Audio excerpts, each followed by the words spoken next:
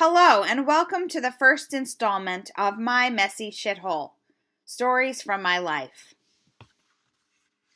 Tonight as I drove down the street, I was afraid that somehow, somewhere in the middle of Van Nuys, my husband would pull up next to me and catch me red-handed. It reminded me of a time in my mid-20s when I was in New York City with my mom and dad. We had just had dinner and seen a show, and we said our goodbyes. I was headed to meet some guy for a drink, and when they were completely out of sight, I lit a cigarette and took a long, relieved drag.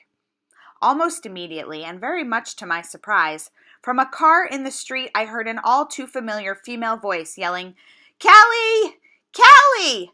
I see you!" And just as my parents didn't know I smoked until that moment, my husband didn't know I was eating donuts. Here's the deal. I'm starting a program tomorrow, which is today because I wrote this on Sunday and I'm starting on Monday. It's a plan I created called 100 Days of Not Eating Like an Asshole. And the few days before I start any program, I give in to whatever cravings I have. So last night was cookies, although the rainbow cookies I was after seemed not to exist anywhere. Sad face. And tonight was Dunkin' Donuts. America runs on Dunkin'. I gotta tell you, I walked into Double D's, Dunkin' Donuts, not boobs, and it smelled like home. I mean, I always used to get my DD French vanilla coffee by the train station in New York. Anywho, tonight I ate 6 munchkins and a glazed donut in my car on the way home. That's like 700 calories in 5 minutes. And they weren't even that good. I might as well have saved myself the 11-minute drive each way and stopped on my street corner and gone to Yum Yums. I have never actually been to a Yum Yums, just so you know. So what is the mechanism that we have that makes us do these crazy things?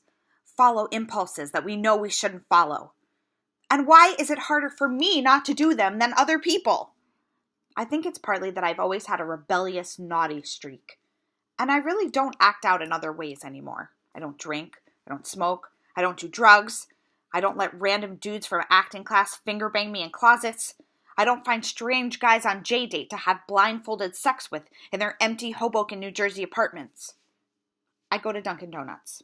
That's what it's come down to. My rebellious nature has me sneaking snacks behind my husband's back.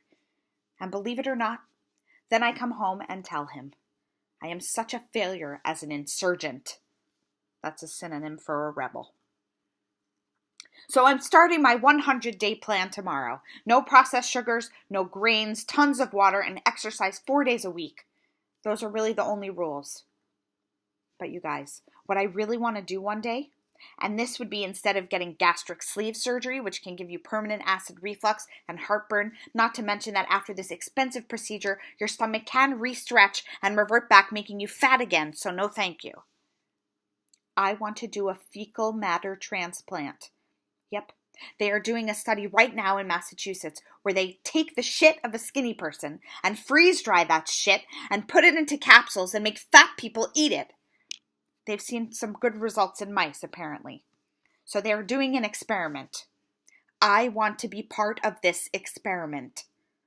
I have researched doctors who would allow a chubby girl like me to eat the shit of a skinny person so I can finally have my dream of being permanently thin. There are no such doctors in this country, but I'm willing to travel. It's a real thing. I shit you not. I even found a site with a DIY instructional thing. Like, find a skinny person to donate some poo, get it tested first to make sure there's no fucked up diseases, freeze dry, and encapsulate.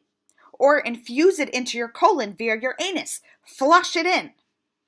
The premise of this experiment is all about gut bacteria and microbes. I'm sure you'll hear all about it once the trial is complete.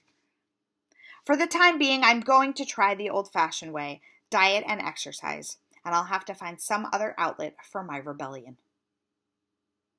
Thank you.